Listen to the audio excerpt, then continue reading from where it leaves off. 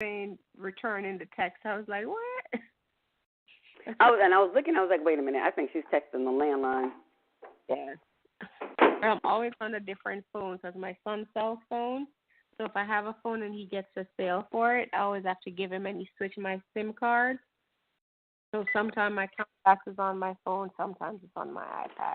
Oh, that's right. I remember you saying that. Yep.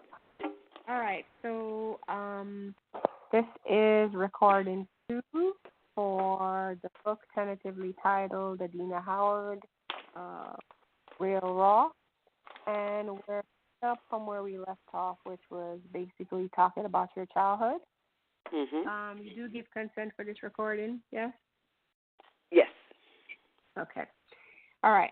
So as you think about your childhood, tell me what stands out. What are the strongest memories, lessons that you have? And I would say up to maybe age 10. Okay. See, think about my childhood. What are the strongest messages? Messages, memories, lessons. Messages, memories. Okay. Let's see. Man, the strongest lesson I remember. Well, say this way: childhood memories is my mother leaving, us leaving. That was very. That was a pivotal point for me. My mother leaving my dad and really doing it by herself, and that for me basically told me that should I need to do something on my own, I'm able to do it because I was able to watch her do it. Like she is my shero. You know, she get on my nerves sometimes. She my shero because it's just to see her say, okay, you took 4 girls, that stair-stepped in age for the most part and kept it together. And when you look at all of us, we're successful in our own right, and for the most part, we didn't go down a path that led to destruction, so to speak. There was one, of course, one of my baby sisters. She had, teenage pregnancy and overcame prescription addiction and all that stuff. But for the most part, my mother just really raised some strong, healthy women. And for me, when I look at myself, I'm like, okay, if she can do it, I know I can do it. And I have no children, and I have a career, and I can move forward. So that's one of the main lessons that I learned in this life.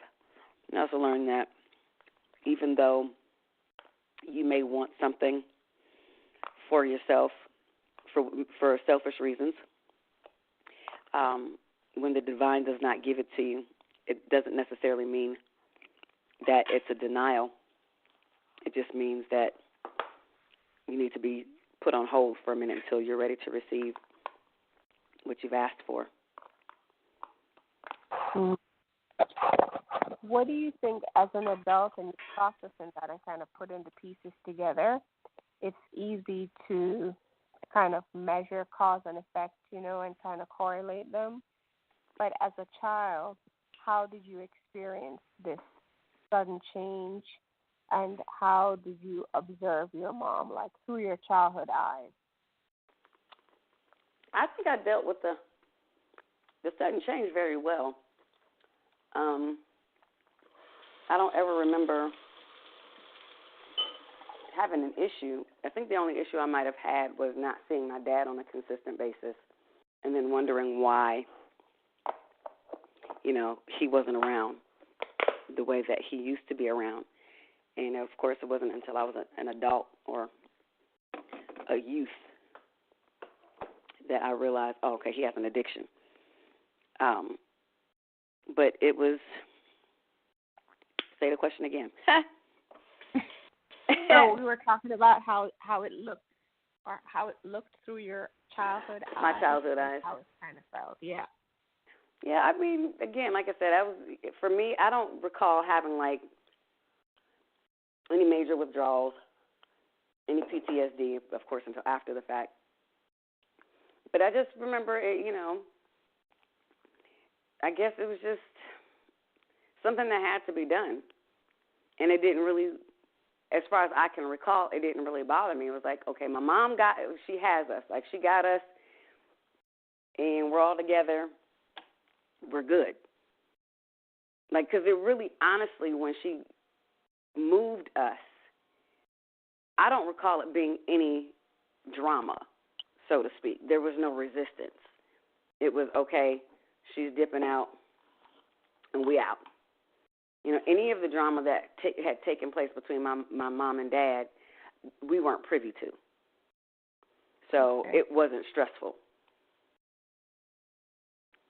So one of the things you said is that one of the memories that you have is wondering why he wasn't around as much anymore. And sometimes as children, when we wonder, we come up with an answer. Do you remember coming up with an answer or just being aware that he was no longer there as much? Just being aware he wasn't there as much. Okay. And when did it start to feel normal again? Because this sudden change happened with the family dynamics and your mom starting over.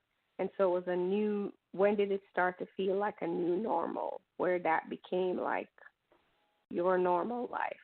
My normal life, it started when we moved to a place called Camelot Woods. That's when it became normal. We literally were the first family to move into this subdivision. Wow. Not really knowing they were the projects because they were brand spanking new.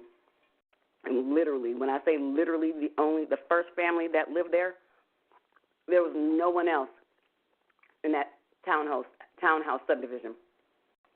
And wow.